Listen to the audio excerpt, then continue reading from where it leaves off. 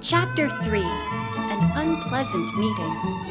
"What are your plans for this morning, Nancy?" her father asked at the breakfast table. "I thought I'd do a little shopping," she replied. Her eyes twinkled. "There's a dance coming up at the country club, and I'd like to get a new dress." "Then will you phone me about lunch? Or better still, how about eating with me, whether Mr. Ralsted comes or not?" "I'll be there," Nancy declared gaily. "All right. Drop in at my office about 12:30. If Mr. Ralsted does accept my invitation, we'll try to find out something about Josiah Crowley's wills." Mr. Drew pushed back his chair. "I must hurry now, or I'll be late getting downtown." After her father had left, Nancy finished her breakfast, then went to the kitchen to help Hannah Gruen, who had already left the table. "Any errands for me?" Nancy asked. "Yes, dear. Here's a list," the housekeeper replied. "And good luck with your detective work." Hannah Gruen gazed at the girl affectionately, and several thoughts raced through her mind. In school, Nancy had been very popular and had made many friends, but through no fault of her own, she had made two enemies, Ada and Isabel Topham. This worried Hannah. The sisters, intensely jealous of Nancy, had tried to discredit her in positions she had held in school. But loyal friends had always sprung to Nancy's defense. As a result, Ada and Isabel had become more unpleasant than ever to Nancy. "Thanks for your encouragement," she said to Hannah a little later, giving her a hug. "Whatever you do, Nancy, beware of those Topham sisters. They'd be only too happy to make things difficult for you." "I promise to be on my guard." Before leaving the house, Nancy phoned the Turners. She was glad to hear that Judy had suffered no ill effects from her fall. But she was disappointed that the police had found no clue to the thieves who had stolen the silverware. "Please let me know if you learn anything," Nancy said, and Edna promised to do so. Becomingly dressed in a tan cotton suit, Nancy set off in her convertible for the shopping district.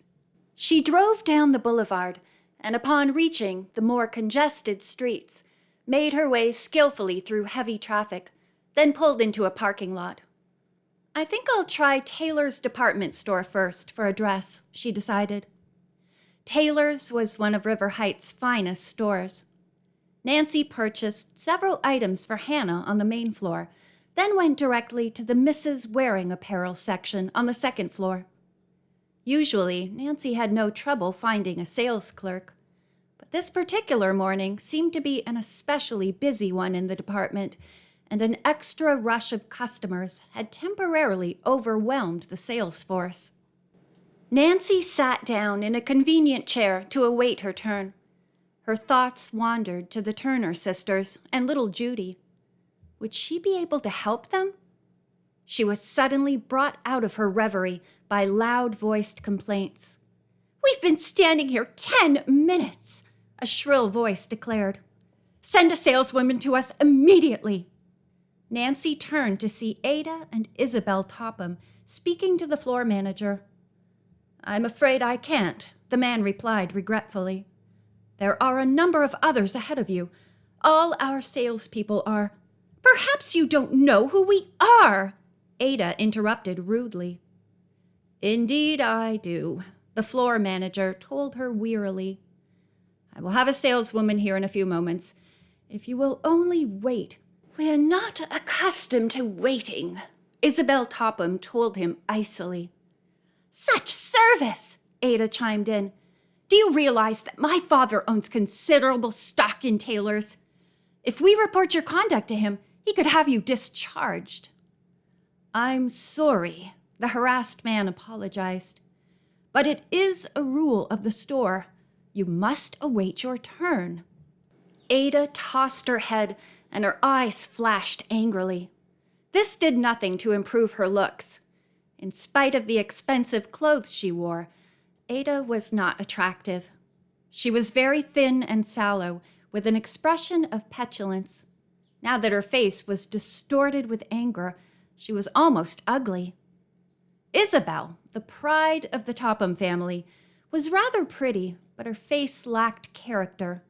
She had acquired an artificially elegant manner of speaking which, although irritating, was sometimes amusing.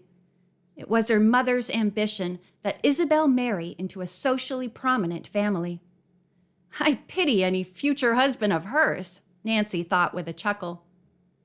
Suddenly, Ada and Isabel saw Nancy, who nodded a greeting. Isabel coldly returned the nod, but Ada gave no indication that she had even noticed Nancy. At that moment, a saleswoman hurried toward the Topham sisters.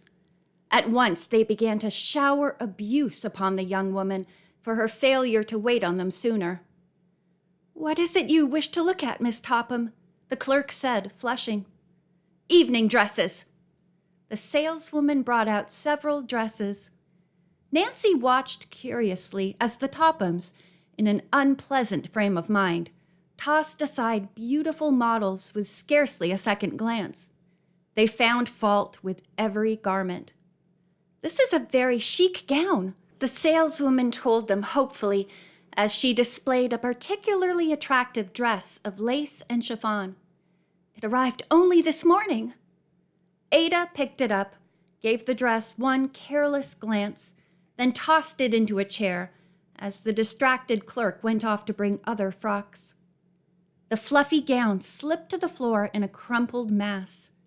To Nancy's horror, Ada stepped on it as she turned to examine another dress. In disgust, Nancy went to pick it up. "Leave that alone!"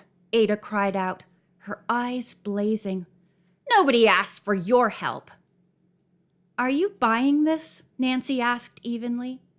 "It's none of your business."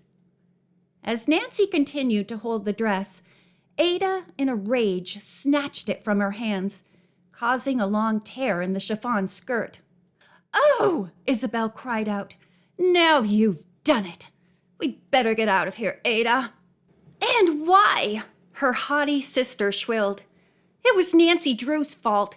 She's always making trouble." "It was not my fault," Nancy said. "Come on, Ada," Isabel urged, "before that clerk gets back." Reluctantly, Ada followed Isabel out of the department. As they rushed toward a waiting elevator, Nancy gazed after them.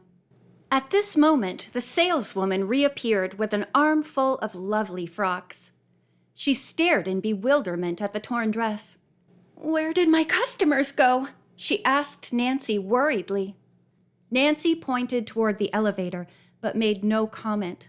Instead, she said, "I'm looking for an evening dress myself. This torn one is very pretty.